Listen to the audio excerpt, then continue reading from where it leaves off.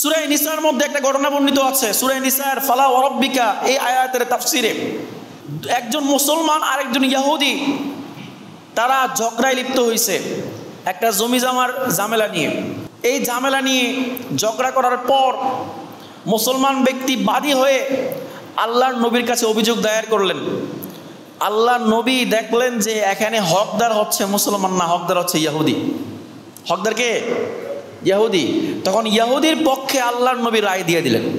যদি স্বজন প্রীতি করতেন যে সে মুসলমান সে ইহুদি না, মুসলমানের পক্ষে রায় দিব, করতে পারতেন না। কিন্তু কি, সে তো মানুষ, সে আমার কাছে বিচার চেয়েছে, যেটা সঠিক বিচার সেটাই করতে হবে। আল্লাহর নবী সঠিক বিচার করেছেন, ইহুদির পক্ষে রায় চলে গিয়েছে। কিন্তু মুসলমান আল্লাহর নবীর সেই বিচারটাকে, রায়টাকে মানে নাই।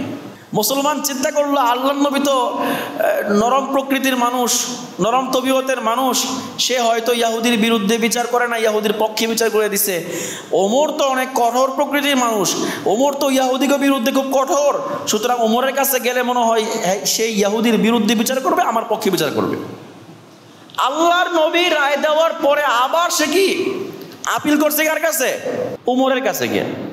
তো ওমর রাদিয়াল্লাহু আনহুর কাছে গিয়ে সে বলতেছে যে তোমার কাছে বিচার দিলাম এই সম্পর্কে, আর আল্লাহর নবীর কাছে গিয়েছিলাম সে এই ইহুদির সম্পর্কে, ইহুদির পক্ষে বিচার করে দিছে। ওমর রাদিয়াল্লাহু আনহু বললেন আল্লাহর নবীর কাছে গিয়েছিলে? হ্যাঁ গিয়েছিলাম। তো তা আল্লাহর নবী বিচার করছে? হ্যাঁ করছে। তো দাঁড়াও আমি আসতেছি।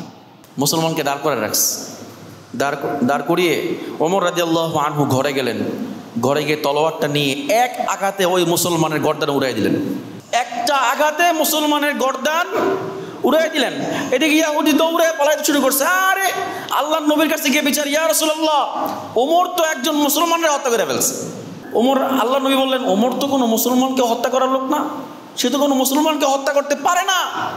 তখনই আল্লাহ তাআলা সূরা নিসা-এর এই 55 নম্বর আয়াত 65 নম্বর আয়াত নাজিল করে বলেন, ফালা ওয়া রাব্বিকা লা ইউমিনুনা হাত্তা ইউহাক্কিমুকা ফীমা শাজারা বাইনাহুম।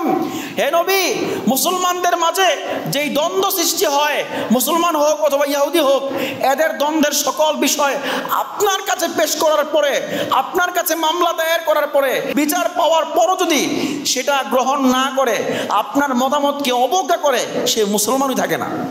আর কোনো ব্যক্তি ইসলাম গ্রহণ করার পর যদি ইসলাম ত্যাগ করে, সে হয়ে যায় কি মুরতাদ, সে হয়ে যায় মুরতাদ, কাফের। আর এমন ব্যক্তিকে হত্যা করা জায়েজ। এজন্য ওমর হত্যা করে ফেলছে। তো ওমরের জন্য কোনো বিচার এখানে কি নাই, কারণ সে হত্যা করছে কাকে? যে হত্যার জন্য উপযুক্ত ছিল তাকেই হত্যা করছে।